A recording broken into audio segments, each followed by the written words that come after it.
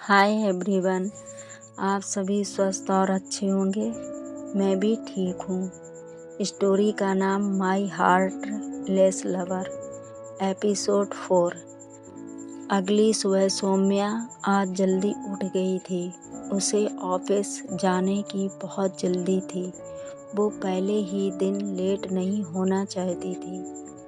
वो जल्दी से तैयार होकर बाहर आ जाती है और चेयर पर बैठते हुए बोलती है, माँ जल्दी से मेरा नाश्ता दे दो, मुझे इंटरव्यू के लिए जाना है। आज पहले ही दिन मैं लेट नहीं होना चाहती हूँ।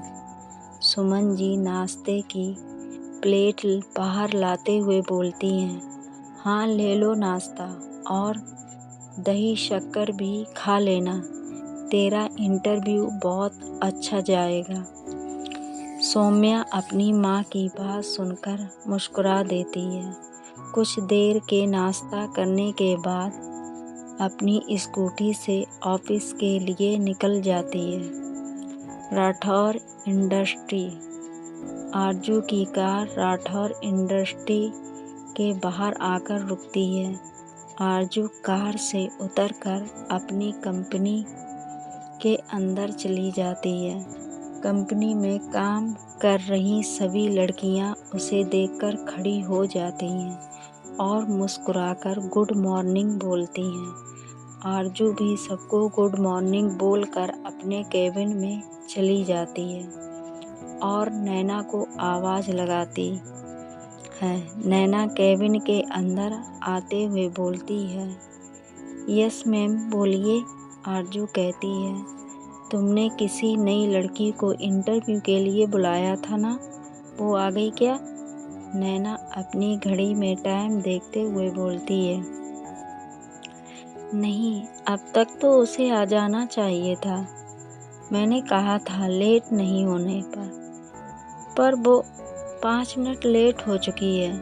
आरजू नैना की बात सुनकर गुस्से में बोलती है, लेट होने वालों की मेरे ऑफिस में कोई जगह नहीं है। वो आए तो उससे बोल देना कि उसे इंटरव्यू देने की भी ज़रूरत नहीं है, वो जा सकती है। नैना कहती है, पर मैम एक बार आप उसका इंटरव्यू ले तो लीजिए, सिर्फ 5 मिनट ही लेट हुआ है। आरजू नैना को घूर कर देखती है। नैना उससे फिर से रिक्वेस्ट करती है। आरजू कहती है, अच्छा ठीक है, मैं तुम्हारी बात मान लेती हूँ, पर हर बार मैं तुम्हारी बात नहीं मानूंगी। नैना आरजू की बात सुनकर मुस्कुराकर अपना सिर हिलाकर वहाँ से बाहर चली जाती है। करीब 10 मिनट के बाद सौम्या अपनी स्कूटी पार्क करके ऑफिस के अंदर जाते हुए खुद में ही बोलती है, सोचा था कि पहला दिन जल्दी पहुंचूंगी, पर इस ट्रैफिक के कारण पहले ही दिन लेट पहुंच पाई। पता नहीं अब क्या होगा। वो खुद में ही बहुत बड़बड़ाते हुए ऑफिस के अंदर चली जाती है।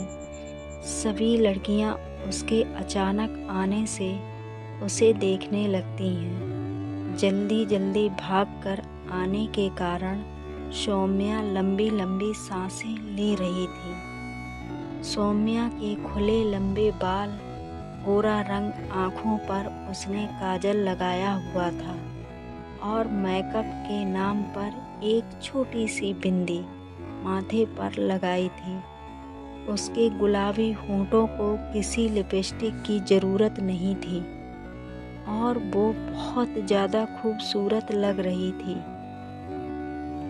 वहाँ जितनी भी लड़कियाँ मौजूद थीं, हाय इतनी प्यारी और मासूम कि उसे देखकर किसी के भी होंठों पर मुस्कुराहट आ जाए। अर्चिता अपने गाल पर हाथ रखकर सौम्या को देखते हुए बोलती है, ये कौन आ गई हमारे ऑफिस में और ये कितनी खूबसूरत है, इस पर से मैं अपनी नज़रें ही नहीं हटा पा रही हूँ। इसे देखकर तो मेरा दिल धड़कने लगा। नैना अर्चिता के पास ही खड़ी थी।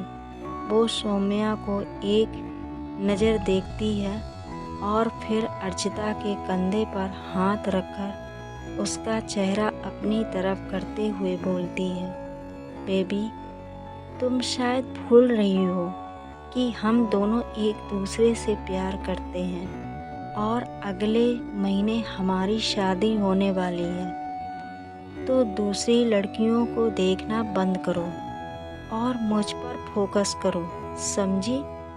अर्चिता नैना को सौम्या से जलते हुए देखकर मुस्कुरा देती है और फिर उसके गले से लग जाती है। नैना भी उसे अपनी बाहों में भर लेती है।